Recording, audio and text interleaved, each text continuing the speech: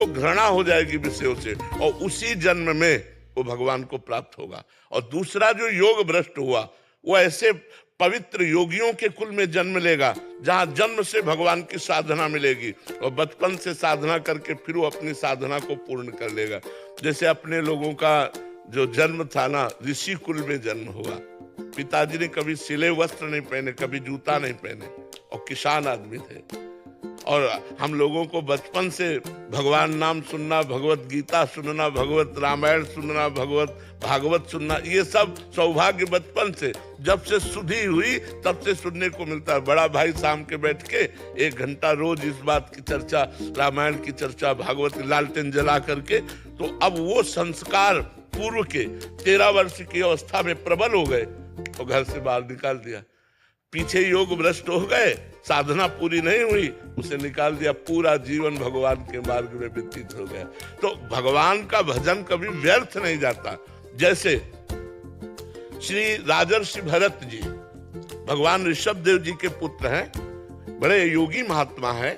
अपने भगवान की प्राप्ति के लिए राज्य को त्याग दिया, रानियों को, पुत्रों को, परिवार को त्याग दिया और गंडकी नदी के किनारे एकांत में भजन कर रहे थे।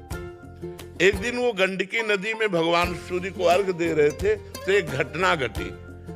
एक मृगी गर्भवती थी जो प्रसव होने ही वाला था, वो पानी पीने के लिए आई। इतने में पीछे से सिंह ने दहाड़ की। अब वो भयभीत होकर के छलांग मार दी गंडकी नदी में। तो वो बच्चा योनि से धारा में गिर गया और वो गिरी और मर गई।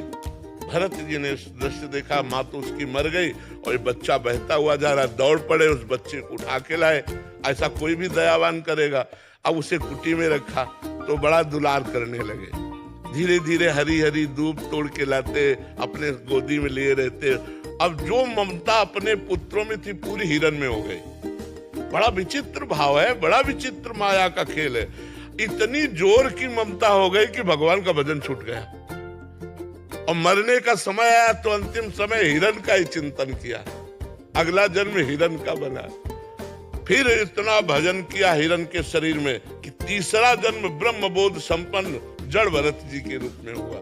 तो भजन कभी व्यर्थ नहीं जाता। हिरण बने तो गंडकी नदी में ही खड़े होकर के रात दिन भजन करके भगवान का अगला जन्म उनका ब्रह्म बोध संपन्न जड़ भरत जी के रूप में हुआ।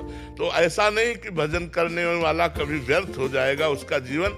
जितना भजन हुआ है तो उसके, अब ये तो निर्णायक भगवान है कि किसको इस जन्म में पास कर देते हैं या किसको अगला जन्म देते हैं, ये तो निर्णय भगवान के हाथ में।